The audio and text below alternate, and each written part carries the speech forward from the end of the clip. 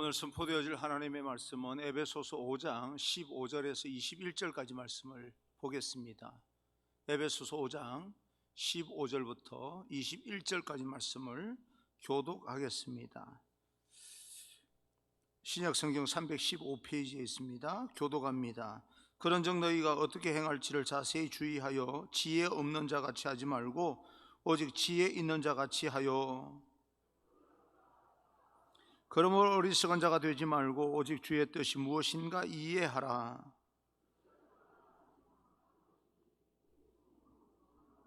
시와 찬송과 신령한 노래들로 서로 화답하며 너희의 마음으로 주께 노래하며 찬송하며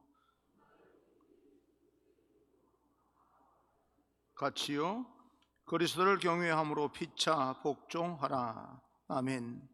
우리 앞뒤 좌우 눈으로 인사하겠습니다. 축복합니다. 당신은 하나님의 은혜를 입은 사람입니다 라고 인사합시다. 축복합니다. 당신은 하나님의 은혜를 입은 사람입니다.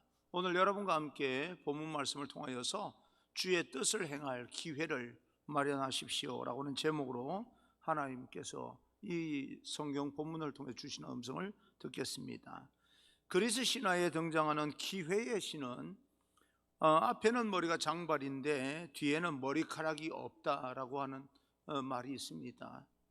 그래서 앞에서 볼 때는 언제든지 잡을 수 있을 것처럼 보이지만 막상 눈앞에서 지나가고 나면 그 이후에는 아무리 잡으려 해도 머리카락이 없기 때문에 잡을 수 없는 것이 기회다, 그렇게 정의하고 있습니다. 사실 알고 보면 하나님께서 주신 기회도 마찬가지입니다.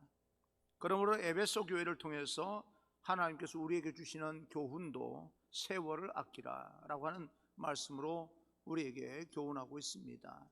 기회가 지나가기 전에 붙잡으라는 이야기입니다. 성경은 시간과 관련해서 악하고 게으른 종이라고 표현을 하는 그런 기록이 있습니다. 악하고 게으른 것, 시간에 대해서 시간을 제대로 우리가 활용하지 못하면 악하고 게으른 종이 된다라고 하는 말인데, 왜 이렇게 표현을 했을까요? 그것은 시간이야말로 모든 사람들에게 공평하게 하나님의 뜻을 이루기 위해서 주어지는, 인간이 가장 공평하게 가질 수 있는 자원이기 때문에 그렇습니다. 어떤 사람에게는 더 많이 주어지고 어떤 사람에게 덜 주어지는 것이 아니라, 시간이라고 하는 것은 모든 사람에게 공평하게 주어지는 가장 좋은 자원입니다. 그래서 16절에 이렇게 이야기합니다. 16절, 세월을 아끼라, 때가 악하니라 라고 이야기합니다. 여기서 말하는 세월이라고 하는 것은 카이로스라고 하는 헬라어 단어인데, 카이로스라고 하는 것은요, 일반적으로 흘러가는 그런 시간이 아닙니다. 어떤 일을 이루기 위해서 아주 적절한 타이밍을 이야기하는 그런 시간을 뜻합니다. 어떤 내 인생 가운데서 사건이 될 만한 그런 일이 일어나는 시간들, 지금 우리가 코로나 바이러스를 겪고 있는데, 이 코로나 바이러스가 지나가고 나면 내가 이 코로나 바이러스 사건을 통하여서 내게 주어진 시간들을 어떻게 준비하고 어떤 인생의 사건을 만들어낼 것인가 라고 하는 그 사건이 일어나고 아주 중요한 체험을 할 수 있는 그런 어떤 시간들을 카이로스라고 이야기를 합니다. 어쩌면 어떤 사람들에게는 터닝 포인트가 될 것입니다. 그리고 아끼다, 세월, 때가 악하다, 세월을 아껴라 라고 하는 말, 이 아끼다라고 하는 말은 무엇인가를 이루기 위해서 대가를 지불하고 성취할 수 있도록 하라라고 이야기합니다. 대가를 지불하라는 뜻이에요. 세월을 아껴라 하는 것은 너희가 어떤 이 중요한 인생의 터닝 포인트를 위해서 대가를 지불할 줄 알아야 된다. 그 말이 바로 세월을 아껴라 라고 하는 말과 같습니다. 세월을 아낀다고 하는 말은, 다시 말하면 하나님께서 주신 기회를 최대한 놓치지 말고 대가를 지불해서라도 그것을 자기 것으로 만들어라 라고 하는 그런 메시지입니다. 왜냐하면 하나님의 뜻을 이 땅에서 이룬다고 하는 것은 한번 지나가 버리고 나면 오랜 시간 그 기회를 잡을 수 없기 때문에 그렇습니다.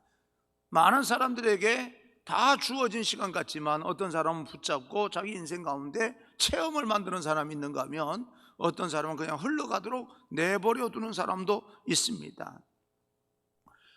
애굽에서 종살이 하다가 모세의 인도를 받고 출애굽한 이 애굽을 탈출한 이스라엘 백성들을 생각해 보면 굉장히 쉽게 이해할 수가 있습니다. 하나님께서 가나안 땅을 약속해 주신 거예요. 그래서 가나안 땅을 정탐꾼들 12정탐꾼 각 지파에서 한 명씩 뽑아서 정탐꾼을 보내서 정탐을 하게 됩니다.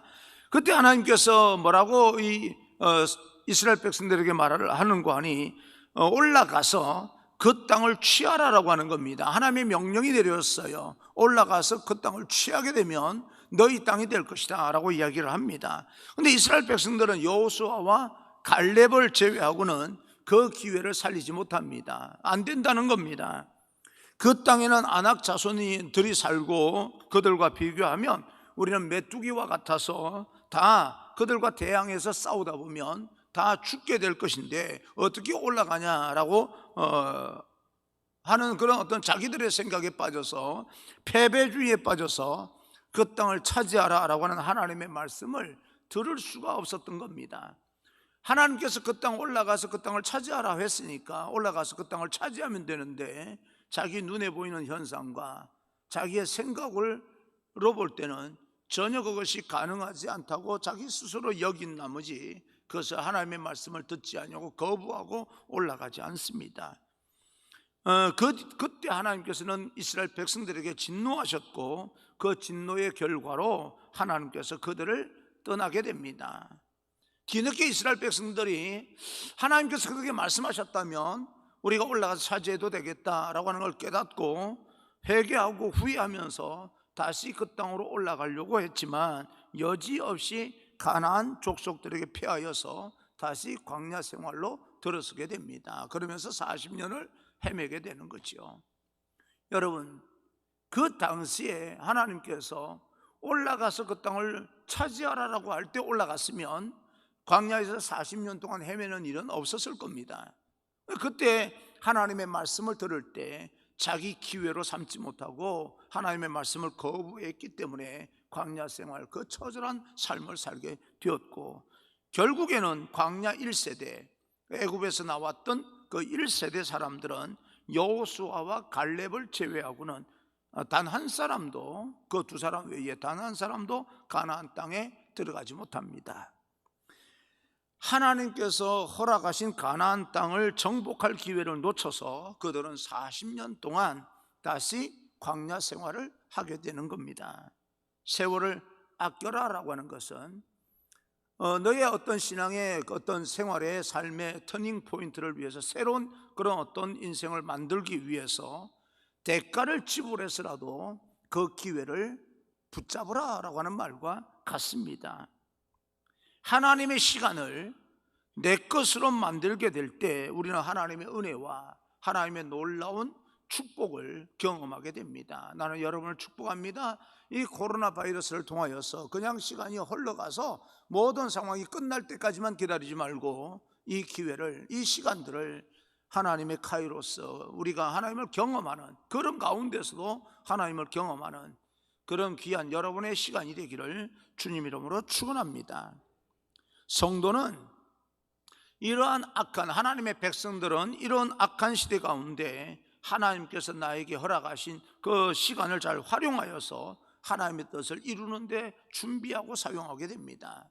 많은 사람들과 똑같은 시간을 보내지만 카이로스로 생각하는 사람들, 하나님의 특별한 그런 어떤 준비시키는 시간으로 활용하는 사람은 이 모든 것이 지나간 뒤에 그는 다른 사람들과는 전혀 다른 삶을, 다른 인생을 살게 될 것입니다. 오늘 우리가 예배 전에 복음성가를 불렀던 것처럼 이 또한 지나가리라, 분명히 지나갈 것입니다. 그러면 지나가고 나서 우리는 어떻게 살 것인가 라고 하는 것은 지금 결단해야 됩니다. 지나가고 나면 뭐가 어떻게 되겠지라고 하는 그런 생각보다 지금 이 시간에 분명히 지나가리라 믿고 지나간 후에 내가 어떻게 살아갈 것인가 라고 하는 것은 지금 결단한 대로 우리는 그렇게 삶을 살게 될 것입니다. 그러므로 우리는 성경 중에 우리가 그렇게 살기 위해서는 지혜가 필요하다라고 이야기를 합니다. 지혜라고 하는 것은 악한 세대 가운데 여호와를 경외하는 가운데 하나님께 주시는 영적 분별력입니다. 세상에서 우리가 여러 가지 분별을 하면서 선택을 할 수 있습니다. 그런데 우리가 하늘의 지혜, 이 악한 세대 가운데서 살아가기 위해서 정말 그 주어진 시간들을 하나님의 어떤 나와 함께 하심으로 말미암아 어떤 터닝 포인트, 내가 전혀 이전에 경험해 보지 못했던 그런 삶을 살아가는 출발점이 되기 위해서는 하나님께서 주시는 영적 분별력, 하늘의 지혜를 가져야 된다라고 말씀하고 있습니다. 15절입니다. 15절, 그런즉 너희가 어떻게 행할지를 자세히 주의하여 지혜 없는 자 같이 하지 말고 오직 지혜 있는 자 같이 하여. 하나님이 주시는 지혜를 통해서 하나님께서 주시는 그런 어떤 모든 사람들에게 주시는 그 시간을 영적 분별력을 통하여서 어떻게 활용하느냐에 따라서 우리의 인생의 무게와 우리 인생의 밀도와 그 모든 이 레벨이 정해진다는 겁니다. 살아가는 모든 시간들 가운데 시간을 빼앗는 영적인 절도범이 있습니다. 사단이죠. 우리 안에서 여러 가지 패배주의를 심어놓고 어떤 일이든 안 된다, 나는 끝났다, 내 인생이 왜 이렇게 무의미한지 모르겠다, 무기력증에 빠지게 만드는, 그래서 내게 주어진 하나님의 시간을 뺏어가는 그런 사단의 역사가 분명히 있습니다. 그 영적인 절도범 사단에 의해서 우리 인생의 시간, 하나님께서 우리에게 주신 그 어떤 기가 막힌 시간들을 허비하면 안 되고 도적질 당하도록 기회를 놓치지 않기 위해서 우리는 하나님의 지혜를 가지고 살아야 된다, 영적인 분별력을 가지고 살아야 된다라고 이야기를 하고 있습니다. 그래서 정작 내가 하나님 앞에 헌신하고 온전하게 나의 모든 삶을 드리고자 할 때 그 시간을 찾지 못하게 만드는 그런 사단의 전략에 여러분들이 이제 마음 뺏기지 말고 하나님께 주신 그 시간들을, 내게 주신 이 또한 지나가리라. 그 이후에는요, 노아처럼 항상 여러분에게 이 코로나 바이러스 동안에 계속해서 여러분에게 말씀드렸듯이 많은 사람들은 120년이라고 하는 100년 이상을 그들은 그들 나름대로 인생을 의미 있게 살아간다고 열심히 노력했지만 결국 그들을 통하여서 새로운 공동체는 이어가지 못합니다. 이 또한 지나가리라. 이 모든 세상의 시간들은 지나갈 것을 믿고 하나님께서 주신 말씀대로 방주를 만들었던 노아를 통하여서 세상 모든 사람들은 노아가 헛수고를 한다고 생각을 했을 것이고 미친 짓을 한다고 생각했겠지만, 그러나 이 또한 지나가리라 라고 생각하고 준비했던 노아를 통하여서 하나님께서는 새로운 인류 공동체를 이어가고 있는 것입니다. 그래서 우리에게 주어진 시간들, 어쩌면 다른 사람들 보기에는 보잘것없는 시간일 수도 있고 자칫하면 헛수고일 것처럼 느껴지는 그 시간들을 우리가 잘 붙잡음으로 인하여서 새로운 공동체, 하나님의 공동체, 신학 가족 공동체를 세우려고 하실 때 쓰임받는 우리 모두가 되어지고, 그 영적 분별력을 통하여서 여러분 가정이 회복되어지고 사업이 회복되어지고, 그리고 영적 분별력을 통하여서 여러분이 머무는 모든 삶의 자리, 여러분 친구 공동체, 그리고 모든 공동체가 여러분으로 인하여서 새롭게 살아나고 세워질 수 있기를 주님 이름으로 축원합니다. 그러므로 우리가 지혜로운 사람으로 우리는 항상 먼저 주님의 뜻을 구하며 영적인 예민함과 영적인 분별력을 가지고 살아야 됩니다. 우리가 하나님의 말씀에 대한 그 하나님께 우리에게 주시는 교훈과 메시지를, 하나님의 음성을 들을 때 영적인 분별력이 생기고 그 영적인 분별력을 통하여서 세월을 아끼는 그런 인생으로 살 수가 있습니다. 다시 우리에게 말씀합니다. 세월을 아끼라 라고 이야기를 합니다. 때가 악하니라. 하나님의 마지막 시간이 다가오고 있다는 이야기입니다. 예수님께서 온 인류를 구원할 길을 열기 위해서 30년 동안 이 준비를 하였다가 3년이라고는 세월밖에 쓰임받지 못했습니다. 이 땅에서 예수님께서 공적으로 살았던 생애는 공생이라고 얘기를 하는데 3년밖에 되지 않습니다. 귀신 들린 자를 쫓아내고서도 내 때가 아직 이르지 아니하였으니 조용히 하라라고 말씀하시면서 사람들이 불필요하게 예수님께 와서 시간을 낭비하는 것에 대해서 꾸짖고 납니다.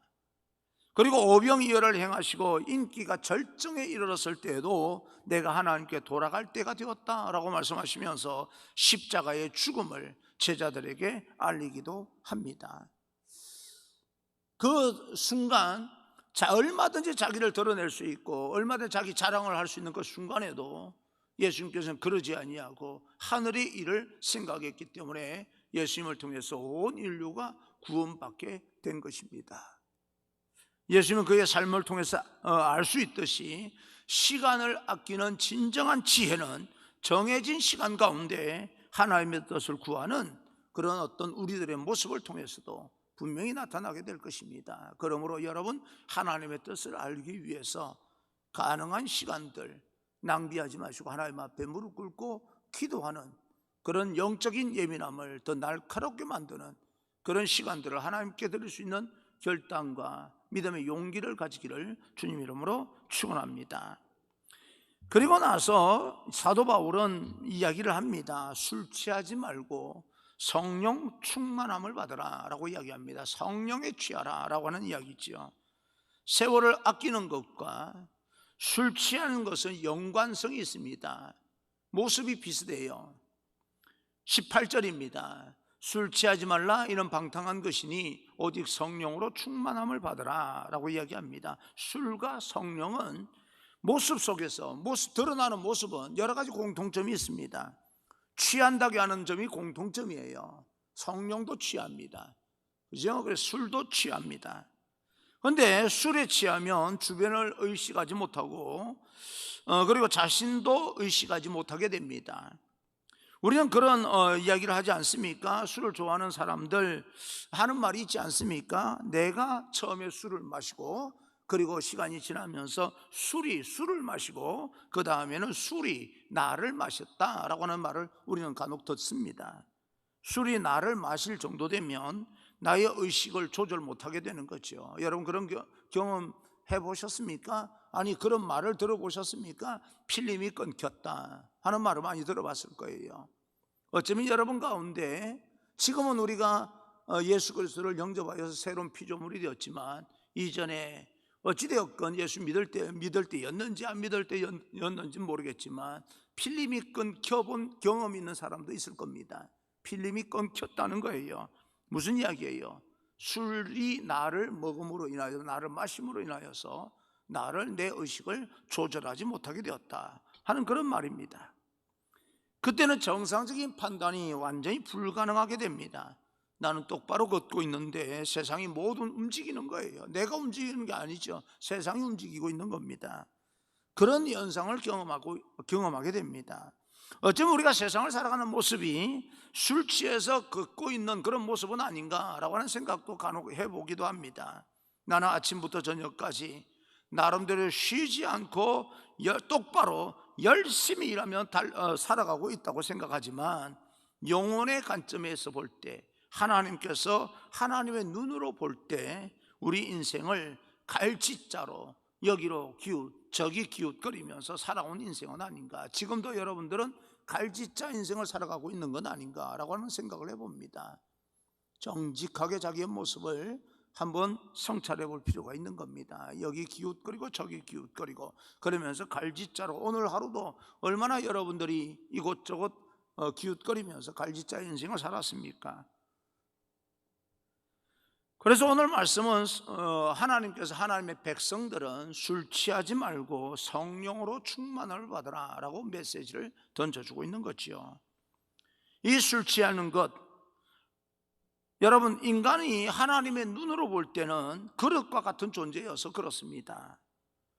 성령 충만하다라고 하는 것은 또 인간은 어떤 그릇이 있는데 그릇 안에 술이 들어가니까 그릇 안에 술이 차게 되는 거죠. 그러면 취하게 됩니다. 그런데 그 그릇에 술을 담지 말고 성령으로 가득가득 채워라, 그런 뜻으로 이제 표현하고 있습니다. 우리는 그릇으로 만들어졌기 때문에 우리 안에 무엇으로 채워져 있느냐가 그 사람의 정체성을 지금 관심을 이야기해 주고 있는 겁니다. 여러분 지금 여러분 안에 무엇이 가득 차 있습니까? 정치입니까? 교육입니까? 돈입니까? 부동산입니까? 여러분 안에는 무엇으로 채워져 있습니까? 어떤 것으로 가득 채워져 있느냐에 따라서 사람이 대화를 할 때 그것이 주 목적 대화의 어떤 포커스가 됩니다. 어떤 사람들을 만나면요, 항상 내 저금통에 얼마가 있는지 돈 이야기부터 시작합니다. 연세가 지긋하게 어느 정도 들어가는 분들은 내가 나이가 더 들기 전에 어떻게 노후를 준비할 것인가, 거기에 가득 차 있어서 관심을 가지고 있습니다. 목사님들 가운데서도 은퇴하고 나면 그게 나쁜 거라고 생각하지는 않습니다. 노후를 준비해야지요. 그런데 온통 모든 이야기가 노후 준비 이야기로 되어진다면 그 안에 그것으로 가득 차 있는 사람일 것입니다.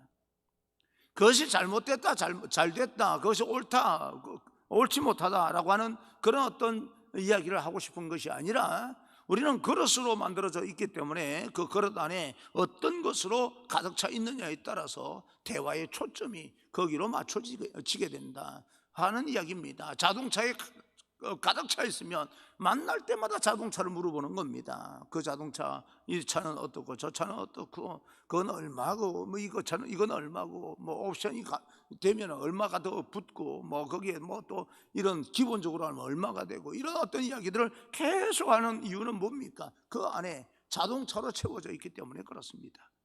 여러분 마음에는 지금 무엇으로 채워져 있습니까? 그래서 우리 안에 성령으로 충만하라라고 하는 말은 성령으로 채워라라고 하는 말과 같습니다. 왜냐하면 우리가 성령으로 가득가득 채워지게 되면 그릇이라고 하는 것은 어떤 것이 채워지고 다른 것을 담을 수 없게 되는 거 아니겠습니까? 그래서 성령으로 가득 차게 되면 술과 세상의 모든 문화들이 우리에게서 떠나가게 되고 우리 안에 들어오지 못하기 때문에 성령으로 충만함을 받으라 라고 이야기를 하고 있습니다. 그런 면에서 성령을 받으라 라고 하는 것은 이례적인 권면이 아니라 성령 충만한 상태로 유지하라 라고 하는 말과 같습니다. 예수님께서 요한복음 20장 22절에 보게 되면 예수님 십자가에 못 박혀 돌아가시고 모든 제자들이 한 곳에 모여서 절망을 느끼고 있을 때 예수님이 들어오셨습니다. 그럼 내가 너희에게 평안을 주노니 내가 주는 평안은 세상 것과 다른 평안이다 라고 말씀하시면서 숨을 내쉬며 이르시되 성령을 받으라 라고 이야기를 합니다. 이건 뭐 글로 표현한 거잖아요. 그런데 성령을 숨을 내쉬며 라고 하는 것은 예수님께서 제자들 앞에서 내가 숨을 내쉬며 하라고 그런 말이 아니지 않습니까? 글로 했던 행동을 글로 표현한 것이니까 예수님께서 제자들에게 그 제자들 공동체, 절망을 느끼는 그런 제자들 공동체에 들어오셔서 하시고 성령을 받으라 그렇게 이야기를 하신 거죠. 왜요? 성령을 받을 때 하늘의 평강이 임하기 시작하고 세상이 주는 평강을 뛰어넘을 수 있고 모든 세상 것을 다 극복할 수 있다는 그런 이야기입니다. 그래서 우리는 성령 충만함을 받아야 됩니다. 사도 바울도 그런 의미에서 우리에게 너희 안의 그릇을, 우리 안에 있는 마음의 그릇에 성령으로 가득가득 채워라 라고 권면하고 있는 것입니다. 그러면 우리가 어떻게 해야 성령 충만함을 유지할 수가 있게 되는가? 19절부터 21절입니다. 시와 찬송과 신령한 노래들로 서로 화답하며 너희의 마음으로 주께 노래하며 찬송하며 범사에 우리 주 예수 그리스도의 이름으로 항상 아버지 하나님께 감사하며 그리스도를 경외함으로 피차 복종하라 라고 이야기합니다. 바울은 세 가지를 여기에서 말씀하고 있는데 하나님과 관계입니다. 예배죠. 그리고 자신과의 관계입니다. 예? 그리고는 나와 다른 사람, 이웃과 관계에 대해서 이 세 가지 측면에 대해서 성령 충만함을 받으라 라고 이야기를 하고 있습니다. 우리는 지금 우리 안에 뭐가 제일 많이 가득 차 있습니까?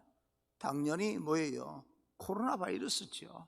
만날 때마다 코로나 바이러스고, 우리가 마스크를 쓰지 않냐고 길거리 돌아다니면 모든 사람들이 나를 쳐다보는 것 같고 실제로 쳐다보고 있고요. 어느 주유소는 목사님이 교회 차를 가지고 이제 기름을 넣으러 갔는데 교회 차는 기름을 안 준다는 거예요.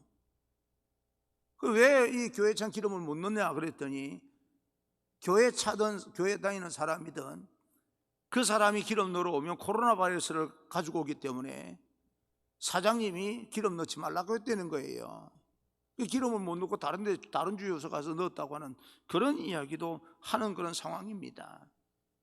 정말 힘들고 어려운 그런 우리가 삶을 살아가고 있을 때 하나님께서 우리에게 뭐라고 말씀합니까? 그럴지라도 예수님께서 하셨듯이 숨을 내쉬며 성령을 받아라. 그러면 이 땅에서 너희가 추구하는 모든 것들을 극복할 수 있게 된다라고 하는 그런 이야기를 하고 있습니다. 여러분, 다시 말씀드리지만 오늘 19절에서 21절까지 말씀을 보게 되면 우리가 세 가지로 말씀드린다고 했는데, 하나님과 관계는 예배입니다. 예배가 중요하죠. 그 다음에 자신과의 관계는 감사입니다. 그리고 다른 사람의 관계는 그리스도께 복종하듯 복종의 관계입니다. 서로 피차 복종해 줘라는 거예요. 피차 함께 더불어서 같은 그런 마음으로 수용해 주고 용서해 주고 서로서 그 말을 들어주라는 이야기입니다. 이 모든 것들은 하나를 하면 하나가 없어도 되고 이런 것이 아니라 동전의 양면과 같이 모두가 다 같이 이루어져야 된다는 거예요. 삼각형으로 함께 연결되어 있어야 된다는 그런 이야기입니다. 이런 것으로 충만하게 되면 삶의 열매가 우리가 생각하는 것 더 이상의 놀라운 하늘의 축복과 평안이 임한다는 이야기입니다. 그래서 성령 충만의 모습을 성경에서 표현된 대로 다시 한번 말씀드리자면, 첫째, 시와 찬미와 신령한 노래가 있어야 됩니다. 이것이 바로 예배입니다. 시가 있어야 되고 찬미와 신령한 노래가 있어야 됩니다.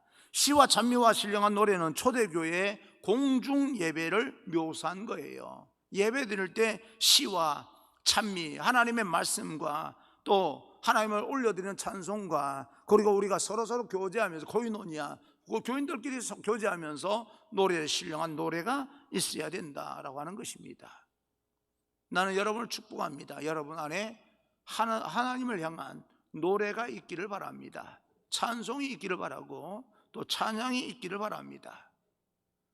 시와 찬미와 신령한 노래, 이것은 예배입니다. 예배가 중요합니다. 여러분, 아직까지 코로나 바이러스 때문에 예배가 좀 여러분들에게 좀 뭔가 주춤거리고 또 주춤거리게 만드는 그런 요소가 되리라고 생각을 합니다. 그러나 여러분, 극복하십시오. 여러분이 성전에서 예배를 드리든 가정에서 지금 영상으로 예배 드리든 어느 장소에서든지 우리 모든 현실 속에 나타난 현상을 극복하고 하나님과 신령과 진정으로 만나는 예배가 회복되어질 때 세상에서 주는 그런 어떤 평안뿐만 아니라 불안함과 여러 가지 모든 부정적인 감정들도 극복할 수 있기 때문에 하나님과 만나는 그런 노력을 계속해서 우리는 해야 됩니다. 예배를 드릴 때, 하나님을 만나게 될 때 하나님께 왜 내가 이 땅에 살아야 되는지 그 목적을 알게 하십니다. 그리고 바울과 바나바가 선교사로 파송될 때도 예배를 통해서 파송이 되었는데, 우리가 세상으로 향해 나가서 무엇을 해야 될지 하나님을 만나는 예배를 통해서 깨닫게 되는 겁니다. 그럴 때 뭐가 되는 거예요? 내가 왜 세상에서 살아가는지 이유를 알게 되는 겁니다. 예배를 통하여서 나를 향한 하나님의 뜻이 드러나고, 그럴 때 뭐 하게 되는 겁니까? 세월을 아끼게 되는 거죠. 하나님께 나를 통해서 하실 일이 있다. 나는 시간들을, 하나님께 내게 주신 시간들을 그냥 보낼 수가 없다라고 하는 그런 어떤 세월을 아끼는 그런 이제 결단이 있게 되는 것입니다. 난 여러분을 축복합니다. 예배를 통하여서 여러분의 삶의 이유를 발견할 수 있기를 주님 이름으로 축원합니다. 그리고 두 번째, 하나님 앞에 감사로 제사를 드려야 됩니다. 하나님 아버지께 감사하며 라고 이야기를 합니다. 이 감사라고 하는 것이 우리의 삶 가운데 하나님께서 우리에게 주신 그런 자원을 충분히 활용할 수 있는 언어입니다. 감사하면서 내게 하나님께서 시간과 물질과 건강과 그래도 나에게 주신 것이 있지 않습니까? 그것을 활용할 수 있는 단어가 감사입니다. 예수님께서 오병이어를 가지고 5,000명을 먹이십니다. 그 12광주리가 남은 것도 바로 그것을 가지고 하나님 앞에 먼저 축사하시고 감사했기 때문에 가능한 기적이 일어났던 겁니다.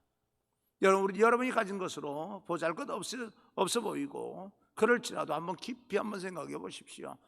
여러분이 가진 것들 정말 귀한 것들입니다. 그러면 하나님 앞에 그럼에도 불구하고 감사할 수 있는 그런 용기, 믿음의 결단이 있기를 간절히 소망합니다. 그리고 나서 세 번째, 하나님의 말씀에 대한 복종입니다. 성령 충만한 사람에게 나타나는 것은 순종입니다. 복종입니다. 사람이 다소 곧해지는 거죠. 성숙한 사람은 어떤 일이든 대항하지 않습니다. 설명을 하게 되는 거죠. 한나가 성전에서 하나님 앞에 간절히 기도합니다. 결혼하고 난 뒤에 10년, 20년 넘도록 아이가 생기지 않으니까 얼마나 고민스러웠겠습니까? 여자 입장에서. 오늘날 현실도 아니고, 오늘날은 말씀드렸듯이 출산을 포기하는 사람도 많대요. 근데 그 당시에는 그런 게 아니지 않습니까? 얼마 전만 해도 칠거지약에서 아이를 못 낳으면 쫓겨나는 그런 시절이 있었던 건 사실입니다. 지금 세월 많이 좋아졌다라고 하는 그런 어떤 표현으로 모든 것이 과거에 했던 어떤 것들이 그때는 왜 그랬는지 이해가 안 돼라고 말하는지는 모르겠지만, 오늘날 잣대로 오늘날의 모든 어떤 생각으로만 비춰보게 되면 과거가 모든 것이 잘못된 것처럼 생각할 수 있을지도 모르겠지만, 그러나 그때는 그랬어요. 이런 세상이 오리라고는 상상도 못할 그런 어떤 시절에는 칠거지약이라고 해서 아이를 못 낳으면 쫓겨나기도 했던 건 사실입니다. 그런 측면에서 보게 될 때 우리가 여러 가지 그런 어떤 기적들, 정말 우리가 그런 어떤 아픔을 가지고 하나님 앞에 성전에 나와서 기도하는데, 엘리 제사장이라고 하는 사람은 한나가 처절하게 자기의 문제를 가지고 기도할 때 뭐라고 이야기를 합니까? 술 취했다고 이야기를 합니다. 독주를 먹고 와서 이 성전에서 뭐 하는 짓이냐라고 이야기할 때, 한나는 성숙한 사람이에요. 따지지 않냐고, 화를 내지 않냐고, 자신의 처지를 뭐 하는 겁니까? 설명하고 있어요. 성숙화된 모습입니다. 복종하는 모습이고 순종하는 모습이에요. 설명하고 있어요. 난 여러분, 저도 그렇고 저도 그러지 못할 때가 너무너무 많습니다. 아직 성격이, 기질이 좀 완화되지 못하고 또 성숙하지 못하기 때문에 잘못된 것을 보면 그냥 화가 날 때가 있고 분노가 일어날 때가 저도 있습니다.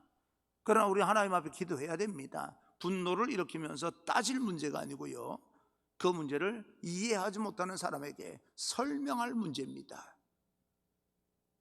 여러분, 따지는 것과 설명하는 것을 여러분은 분별이 될 것입니다. 그런 면에서 서로 복종하라고 하는 말은 따지지 말고 설명해 줘라, 그런 뜻이기도 합니다. 성경을 자세하게 읽어보면 여러분, 이 성경 안에는 우리가 행동할, 어떤 환경에서 행동할 그런 어떤 행동 양식이 거의 다 소개되고 있어요. 그런 측면에서 우리가 성경을 좀 가까이 할 필요가 있습니다. 그래서 서로 복종하라라고 하는 말은 우리 이웃끼리 서로 주님을 대하듯이 대해줘라 라고 하는 말과 같습니다. 사랑하는 성도 여러분, 우리가 세상을 살면서 분명히 기억하고 살아야 될 것은, 세월을 아껴야 되는 것은 분명합니다. 여러분 시간들 함부로 보내지 않기를 바랍니다. 제가 이렇게 요즘은 생각을 해볼 때, 우리 교회 제가 부임한 지, 담임 목사로 온 지 이제 만 9년이 지나갑니다. 10년이 다 됐어요. 내가 여기서 보낸 시간이 뭐 10년이라고 치면, 10년만 더 지나면, 여기 온 시간만 더 지나면 나도 은퇴한다고 하는 이야기를 하겠구나 라고 생각하니까 10년 동안 내가 뭘 해야 되지? 이런 생각이 들더라고요.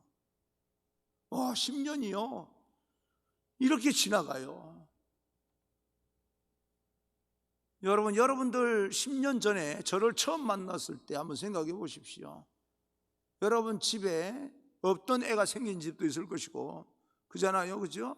저를 만났을 때 배부른 어떤 그 사람들은 지금 이제 벌써 초등학교 다니고 뛰어다니면서 좀 있으면 군대 간다 그럴 거예요. 10년이 지나가고 나서 앞으로 내가 여기 온 시간만큼 지나면 이제는 은퇴 준비를 해야 되는구나 생각을 해보니까, 여기 와서 보낸 시간만큼 남은 그 시간들을 내가 어떻게 보내야 될 것인가 라고 하는 것이 요새 생각이 많아집니다. 그렇듯 여러분의 시간들 언제 지나가는지 모릅니다. 그런 측면에서 세월을 우리는 분명히 아껴야 됩니다. 붙잡아서 뭔가 다음 세대를 위해서 준비할 것이 있으면 준비시켜줘야 되고, 또 이런 어떤 절망 가운데 코로나 바이러스로 인하여서 또 여러 가지 어떤 이 멈춰선 그런 어떤 부분들을 다시 어떻게 회복시키고 일상생활로 돌아가게 된다면 그 이후에는 예전처럼 살아야 될 것인가, 또 의미 있게 살아가야 될 것인가 라고 하는 것을 깊이 있게 우리가 성찰하면서 이 시간들을 보내야 될 줄로 믿습니다. 그러기 위해서는 하늘의 지혜가 필요합니다. 분별력이 필요한 거예요. 영적인 통찰력이 필요합니다.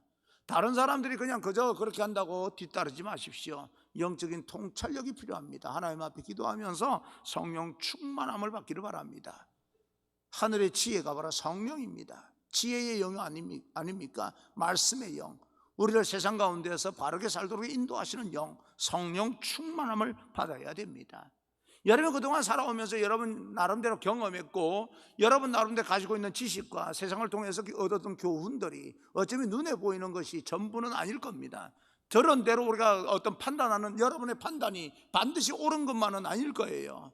그러면 다시 미래의 시간들을 위해서 우리는 다시 한번 정직하게 우리 자신을 성찰하고, 우리 지식과 지혜와 우리가 가지고 있는 선택할 수 있었던 모든 일들을 다시 한번 돌아보면서 하나님의 뜻에 맞게끔 내가 앞으로 어떻게 살아야 될 것인가 라고 하는 것을 깊이 있게 생각할 필요가 반드시 있는 것입니다. 그러려면, 성령 충만하게 하려면 먼저 예배를, 하나님과 만남을 회복시키시고, 하나님 앞에 만남을 통하여서 내게 주어진 이 모든 것들, 지금으로서는 더 이상 주어지지 않을 것이라고 생각을 한다 할지라도 내게 주어진 것만으로도 얼마든지 하나님의 기적이 일어날 수 있다고 하는 그런 마음으로 하나님 앞에 감사하시고, 주님께 항상 예수 그리스도를 대하듯이 우리 주변 사람들과 이웃 사람들과 이렇게 힘들고 어려운 삶 가운데서 우리 모든 사람들, 주변 사람들을 볼 때 정죄하는 것이 아니라